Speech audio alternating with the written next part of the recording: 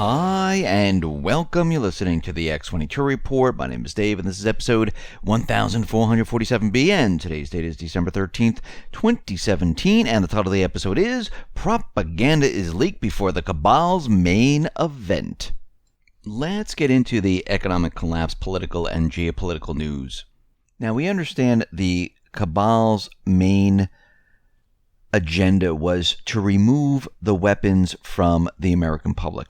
And they tried doing this with many different false flags, where they said the gun is the problem, it's not the person's not on SSRI drugs or anything like that, they're not a patsy, it's the gun. Even when someone uses a car or knife, well, it's not the car or knife, it's the person, but when they use a gun, it's not the person, it's the gun.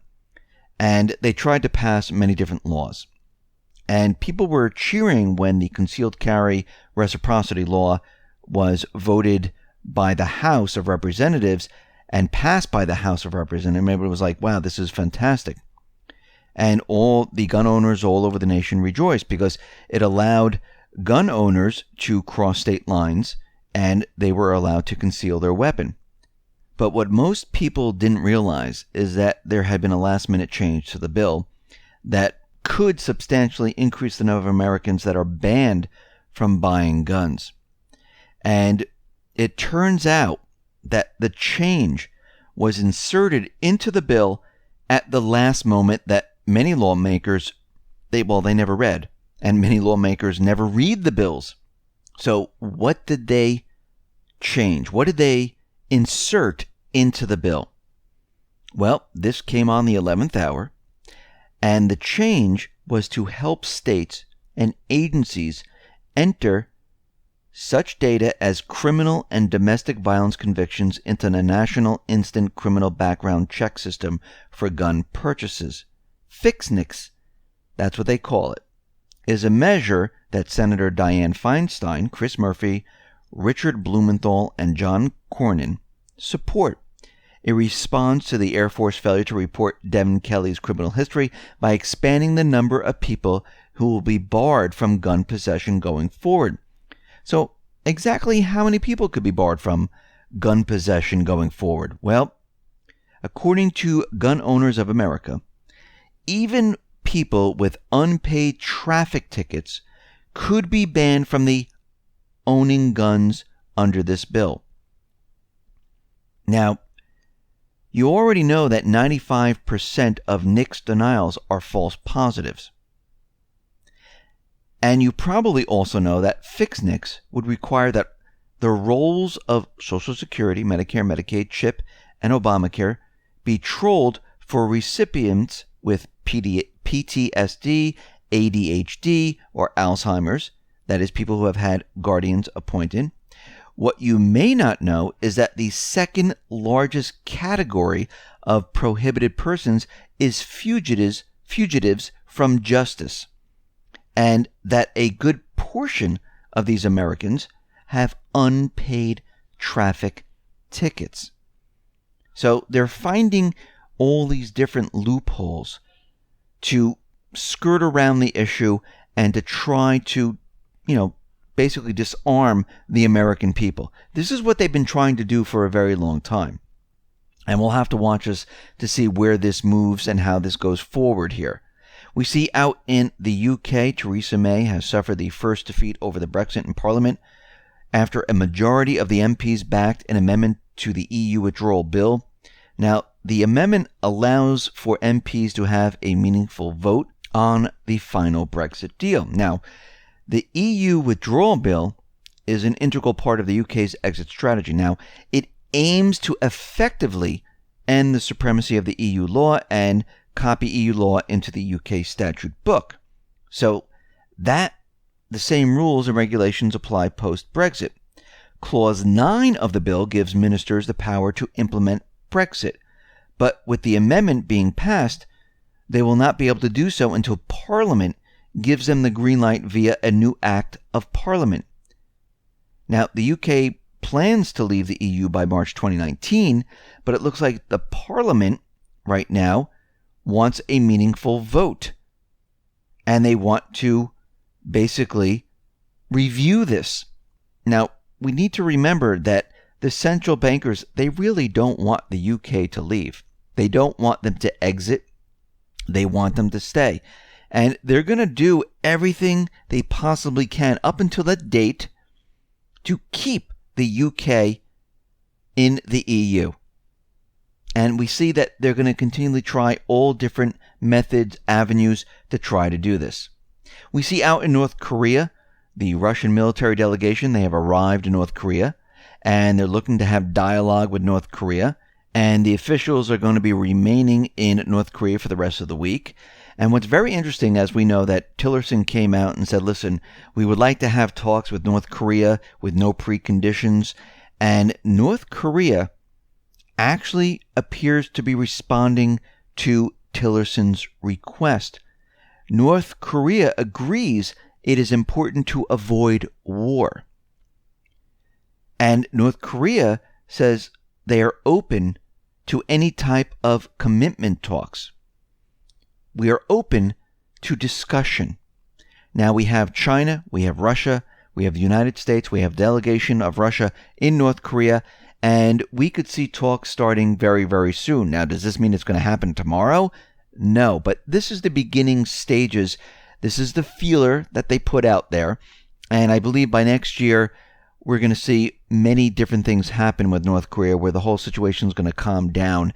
And what they're trying to do is take the power away from the Cabal. This is what they've been trying to do for a very long time, to remove the power from the Cabal. And there are certain strategies that need to be done to take away the power. Now, one is to make North Korea a nuclear state. Because the Cabal, they don't like to invade or they don't like to push an event with a nuclear country that has nuclear weapons. And we see right now, the Cabal right now is losing ground in the Middle East. They are struggling right now. Syria seems to be a lost cause. And all the countries that they have regime change in, well, it's all starting to fall apart. Now, the UN was out there, and they're saying that South Sudan needs about $1.7 billion in aid next year to help 6 million people. This is half of its population. Why do they need this? Because they need to cope with the effects of war, hunger, economic decline.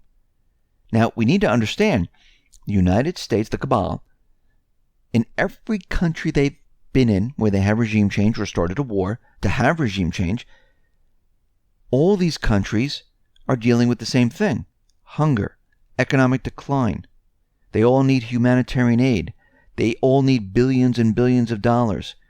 We see refugees from Sudan, Somalia, Libya, Lebanon, Iraq, Syria, Ukraine.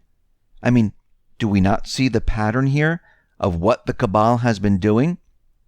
They've been creating these problems to keep their system alive. Trillions and trillions of the taxpayers' monies wasted to keep them very wealthy and in control. That's what they've been doing. We see out in Libya, Russia is ready to consider easing an arms embargo for Libya. Now, Russia right now is backing General Haftar. We see that Russia is looking to have peace in Libya. Haftar has been asking for weapons. And we can see that the UN-backed government, which was chosen for the people, there was no democracy, there was no election, there was nothing. They were chosen, this group of individuals, to say this is what you will accept, that, well, people are rejecting them. And we see right now that this arms embargo might be lifted to help push the agenda of getting rid of the Islamic State that is still in Libya, because they've been flown from Syria and Iraq into Libya. And they might be saying, listen, it's time to stop this in Libya, and we need peace in this area. So we need to send weapons over there to remove the Islamic State. We see the U.S. Congress. They've missed the deadline to decide on reimposing Iran sanctions. So they were lifted under the 2015 nuclear deal. Congress has so far announced no plans to introduce a resolution to reimpose sanctions. It looks like that is falling apart right now. And Iran is going to join the Eurasian Economic Union by February 2018. So when we look at the entire situation, we can see that everything in the Middle East is falling apart for the cabal. We see the countries are starting to take over, and they're trying to control the situation in their countries, like Syria has done, like Iraq is doing, like Lebanon is doing.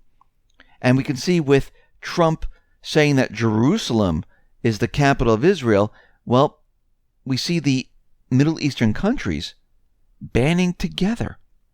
Actually, the Organization of Islamic Cooperation has invited all nations to recognize Jerusalem, that's the east part of Jerusalem, as the capital of Palestine. So what has been done here, it has allowed those Middle Eastern countries, which were controlled by the cabal, to have a common ground to work together to get things done. And the Middle East is now pivoting away from the United States, pivoting towards Russia and China. Now, this was done on purpose. This was the strategy. The United States will no longer be the peacemaker in the Middle East. Congress, because we know we have foreign entities controlling Congress, certain senators, certain representatives, they will no longer be handling what is happening in the Middle East, which means certain countries in the Middle East, like Israel and others, will not have their hands in Congress because it will make no difference. Everything will be pushed towards Russia and China. And the Middle Eastern countries will make their own decisions. And we can see this is part of the strategy. Plus, there's going to be a pivot away from the petrodollar.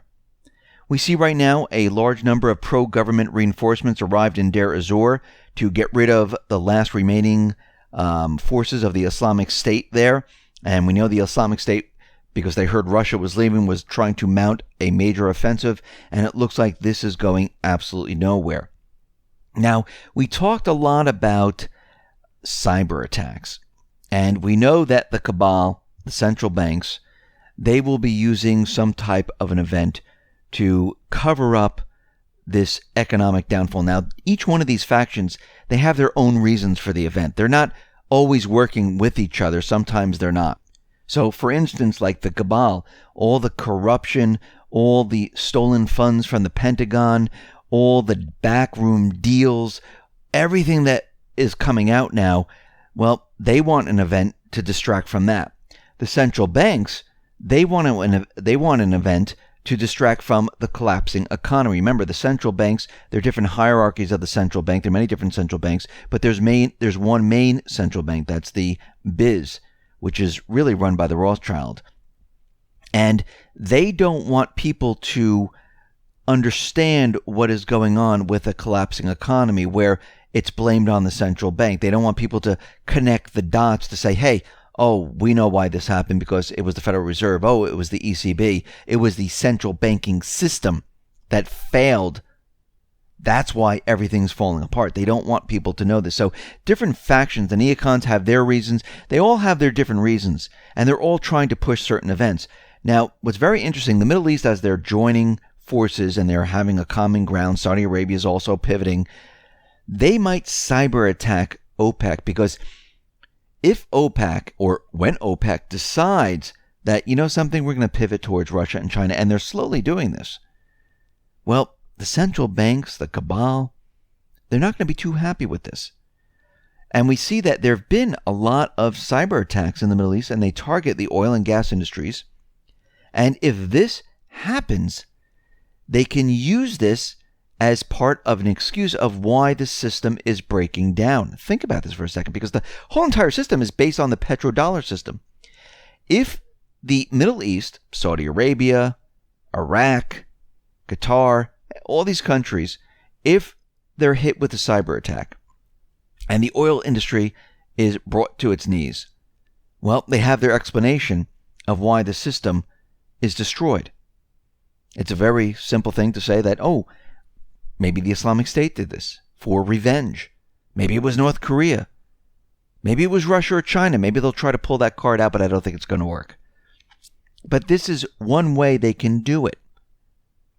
And they can say this is why the system's breaking down. And they can even put on top of that cyber attacks in Europe, cyber attack in the United States, and blame this all on a group. Now, what's very interesting, as we know, Site Intelligence, which is run by Rita Katz, which is a propaganda outfit for the Islamic State, because we know that Israel, the United States, UK, and many other countries, they're all involved in this paid mercenary because the Cabal is very large and it's integrated into many different countries. Now, what's very interesting is that the anonymous community has said that they've hacked into the Islamic State account. Now, what I think has happened is this was allowed to be done, and they were allowed to get this information, and they wanted it pushed out to the public as propaganda, where the Islamic State, now, of course, the Islamic State, as we know, is the paid mercenary force of the Cabal. They wanted it out there to show that they are getting prepared and ready to do something in New York and in many different cities. And they showed different pictures of, we meet at Christmas in New York soon. And they have all these pictures showing that they're ready to maybe have certain type of explosions in the city. Now, as we know, there was a pipe bomb that exploded in New York City, and the Islamic State said this was part of their attempt to have some type of an event, and they're saying that the other events that are coming are going to be much, much larger. And what I think is happening right now is they're getting prepared for a very large event, and this is the propaganda leading up to it. Now, this is going to be wrapped with cyber attacks, and they're going to use both physical and cyber attacks because they need to show that the system's coming down. And like I said, the Fed is already raising the interest rates. So all the pieces are coming together. They need an event. They need to show that Trump was responsible for all this. And they need to bring the system down. And it looks like they're headed into this time frame of where they're going to do it. Because think about it. The Middle East right now is lost. The petrodollar is declining in usage because of the Petro Yuan. And it's only a matter of time before the Middle Eastern countries, which they're already starting to do, band together and say, you know something, we're going to drop it. Once this happens, it's game over for the Cabal, for the central bank, for everything. And they know this. So time, the clock, I should say, is ticking down right now, and they don't have that much time left. This is why they're pushing all this propaganda out there. And we can also see, the peace talks are starting in North Korea, and they want to get this event off the ground. Now, what's very interesting is that Switzerland is well prepared for any type of civilization collapse, more perhaps than any other nation. And the reason I say this is that they have a decentralized government, the kind America was supposed to have when the entire country was founded, and it makes it possible for Switzerland to be prepared for a collapse. Now, the mountains and valleys mean that Swiss towns and villages are geographically independent of each other, yet linked in a spider web of robust connections. But that's not all. The Swiss towns are prepared for water system failures, which would affect the ability to access clean water. All around Switzerland, there are thousands of water fountains fed by natural springs. Zurich is famous for its 1,200 fountains. And other examples are, there's the well-prepared Swiss. They're ready for any type of threat. They have hidden hydroelectric dams built inside of unmarked mountains, so that in the event of a mass bombing, they'll still have electricity from these secret facilities. And remember, these are the things the Swiss government has let us know about. All the other things are still hidden. Now, buried deep alongside the hydroelectric dams, shelters, and food stores, the Swiss also have libraries ready to reboot civilization. In one underground bunker, there are detailed instructions on how to build devices for reading all known data storage formats, even older formats like floppy disks. So we can see right now, they are definitely prepared for something to hit. And they're prepared enough where the majority of the population will be okay. compared to the United States, where if the electric goes out or the water system is hit, many people here are going to have a lot of trouble. This is why we've been telling you to get prepared, because we have to remember the cabal, the central banks, they're not going to sit by while their system is being destroyed. They're going to fight back eventually. They always follow through with their goals. If they want something, they don't care. They'll bring the World Trade Center down. They'll kill people. They'll have false flag events to trick you. Here they are with their system being wiped away. Years and years of their hard work, fooling you, tricking you, gaining power, trying to push a war. They're not just going to sit by and let this all come apart. They're going to fight back. And we can see the time that they're going to do this is very soon, because they're losing ground on all fronts right now. And they have no other choice but to do this. And it looks like they're already preparing and pushing their agenda. This is why you need to be prepared and ready. Listen, everyone, thanks a lot for listening. Be well, be safe, and especially be prepared. Thanks a lot.